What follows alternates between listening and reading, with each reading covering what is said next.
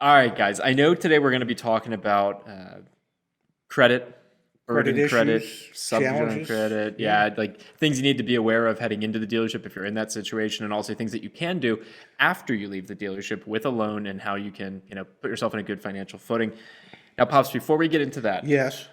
20 seconds. Give 20 it your best seconds. shot. We've been Okay. practicing. Your Auto Advocate, www.yourautoadvocate.com. Go to the website, sign up. We have new pricing bundles available for the public out there with some great new insights and tools and different things that you'll be able to utilize by being a premium member. 3 seconds left. You got 2 There you have seconds. it. Just 1 get to the second. website. Yeah. Do it now. There it is. Now. All right, we'll work on it. Thank you, Live Kimberly. stream. There's live streams coming up for members only. Kimberly, let's toss to you. What do you want to hit on when it comes to credit, subprime credit, challenge All credit? right, so Nice job, bud. that was a good job, Ray. Always. I don't know. I want to buy a car. I don't have the best credit in the world. Can I still get a loan at the dealership? Of course you can. Most dealerships work with what's called prime, subprime, and deep prime. We're going to talk about subprime today, and the credit scores for a subprime customer are going to be around the 500 to 600 mark. There's a couple of things to go over here with this. So yes, dealerships are very good with putting together subprime loans. They have certain lenders that deal with that, and you hope that they're going to get you the best deal possible. But what are some of the obstacles that you have to overcome? Well, I would think one of them is going to be cash down. Excellent. What puts you in a better position as a person, a customer with not so great credit, is cash down. The amount of it that you have to put down is certainly going to help you out with your approvals.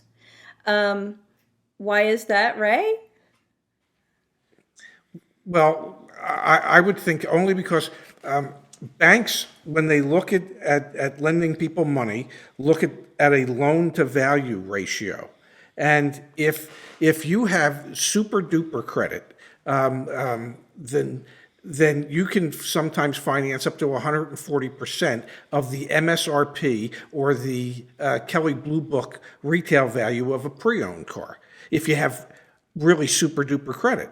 Now, if you have subprime credit, they might say, well, we'll finance 75% of MSRP or 75% of Kelley Blue Book retail value, which means You got to make up the other you got to make up the 25%. Bingo. difference. And the difference is normally made up either with a free and clear trade Bingo.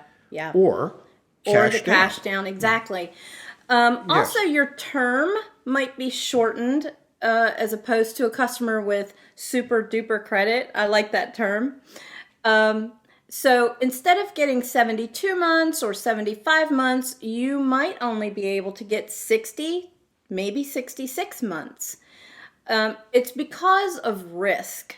So what do you want to do before you go buy a car? You want to take a look at your credit. And I did a little bit of research today. There are myriads of different places and ways online now to get your credit. I didn't realize how many there are now. I've always... There's a government Yeah. website as well that I think is like, I forget. We'll put the link up on the screen in the lower third. Do you remember what it's off the top of your head? No. No, I don't remember either. We'll put it on the screen. But there is like a government-run one that is probably the preferred. There are so many. I always used to use the Credit Karma, but I guess maybe that's Sure. old now, but it helps. But there are so many different ways to check your credit out before you go to the dealership. But many times you need a car. You don't have time to fix your credit. You need a car now. So there are ways to get into a loan, and there are ways to get out of that loan. So I thought maybe we could touch on a couple of those. Yeah. Let's be clear. I mean, we've done a video on Sweet Spot where we talked about Yes. people who have 500, a credit score that starts with 5. You are immediately at a disadvantage when you walk into a dealership at a 500 credit score. And it's like, I'm not trying to be rude or mean or anything. Like, that is just the reality. You represent to that F&I manager an opportunity for them to make a lot of money. That being The said, potential to make a lot of money. sure, yeah, Yes. yeah. Everyone's an opportunity is what Yes. they call them in the business, right? So you're an opportunity.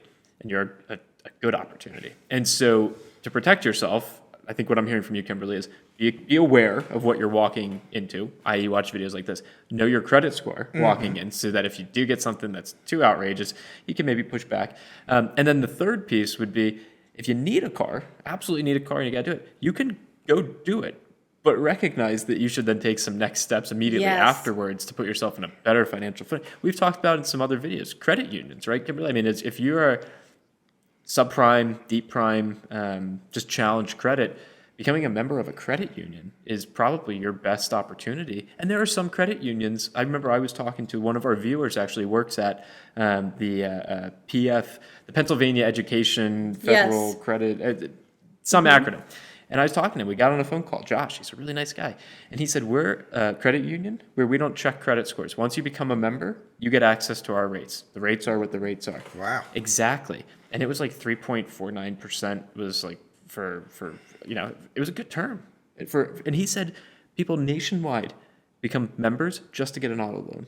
And so if you're someone in this situation that we're describing, I think it's insane. Absolutely. It's awesome. And those opportunities are out there. Yeah. Yeah. So what if you go ahead, Ray?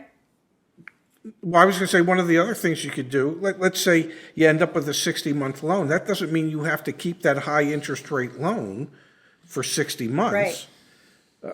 I mean, if somebody holds on to the loan for 12 months or 18 months and pays on time or early, shouldn't they be able to refinance at a lower rate somewhere else, perhaps? Exactly. Which brings us to, how do I get out of this loan that I've gotten into? One way to look at it is you got into it because your credit wasn't all that great, so maybe you have a high interest rate. But to fix that, make those payments on time, every single month without fail. In the meantime, clean your credit up. There may be some other things on there. You want to make sure there's no errors on your credit. It doesn't take long, but it does take 30 to 60, sometimes 90 days to, attempt to clean up your credit. But make those payments on time every month. Do it for, the rule of thumb is 12 to 18 months. And then refinance, get a lower rate, stretch your term out, everything goes down. I'm reminded of one of the things I learned really early on in the business when it came to how lending institutions would look at lending somebody money. And it boiled down to three basic things: ability, stability, and willingness. Ability. Do you have the ability based on your job and based on your income to be able to take on credit and make a payment?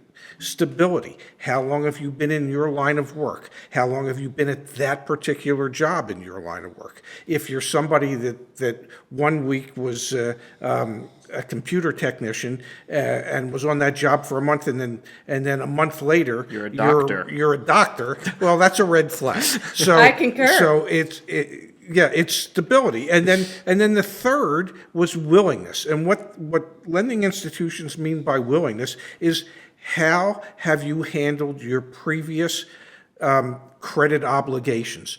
Have you shown a willingness to pay them on time, on a regular basis, without hiccups or interruptions? So ability, stability, and willingness, those are the three things that I learned a long time ago that most lending institutions look at when they make a determination as to, A, will they lend you money, and B, what the rate will be when they lend you money. Excellent. That is excellent. It's all about risk. So if you are in that range of a 500, 600 credit score or lower, take with you to the dealership, take your pay stubs, take your proof of residency, which would be like a utility bill with your name and address on it. You want to be prepared. You want to be prepared. Yes. Two things. One is, this also applies, correct me if I'm wrong here, guys, thin credit files. If you have a very thin credit profile, you're not going to qualify for typical rates, even if you are financially in a great position. So bear that in mind as well. I think that's And then the second thing is, I haven't told either of you guys this. Sorry for not having shared this with you. We actually just signed an agreement with a company called Gravity Lending, which is essentially what they did is they built a network of credit unions that are integrated with them. And we're launching a test. It's only for Texas, for people in the state of Texas. If you're in the state of Texas, like email me, Zach@YourAutoAdvocate. We're doing essentially a refi test with them. So they have like a whole refi program where they have, I think it's like 60 or 70 credit unions in their network. Wow. And so we partnered with them so that we could send Your Auto Advocate members there. And like we vetted them, we vetted quite a few. And so anyway, we're testing it. We'll see if we're able to actually like help people through the refinance process, because for us, that'd be really awesome if we can facilitate that, because, you know, if you are at a 15%, you know, APR from the dealership, pay it for a little while, but then let's see if we can refinance into something better. Well, I don't know about you, Kimberly, but all of a sudden I feel like I'm in Newtown Square, Pennsylvania, which is the mushroom capital of America, Yeah. where all they do is they keep you in the dark and they throw poop on top of you so that you grow. There would be no reason for you or I to have to know any of this stuff. I mean, if it makes you guys feel any better, like we just signed it, so. Okay, I don't know about you, Kimberly. I don't feel any better. Thank you, Zach, for letting us know. Yes. Hey, do it live here while we're recording. It's the best. All right, guys. Well, any parting shots for folks that have either thin files, you know, subprime credit for, you know, the ability, stability, willingness is great in terms Cash of like down. what to expect. Cash down at the dealership, refinance, getting out of it, paying early. Any parting shots? One last parting shot. Don't look at things that are outrageously expensive, and that would. That's a good one. That's a would really make it, good one. Make it harder for a bank to want to lend you money. Yes, keep your expectations in the lane of what you can Modest. afford. Yes, just go in with modest expectations. You know, and Kimberly, you said something earlier, which is, you know, sometimes when you have credit that is not as stellar, you might not be able to get the term in terms of like, you know, 72, 84, 96 months.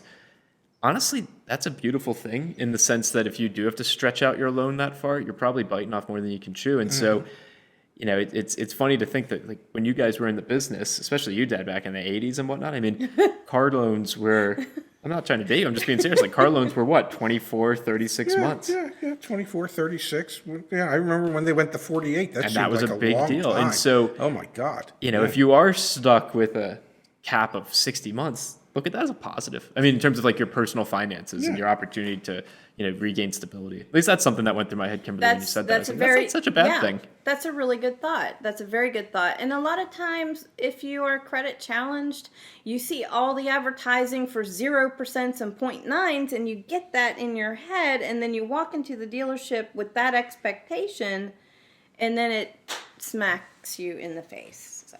Yeah. Just be modest in what you want and be realistic in what you can afford. Yes. Yeah, I like the way that sounds. Yeah. Well, is that it? Are we done? I think we're done. We're done. Kimberly, it was good seeing Oh, you, and I just hit the goodness. microphone. Bye, guys. See ya.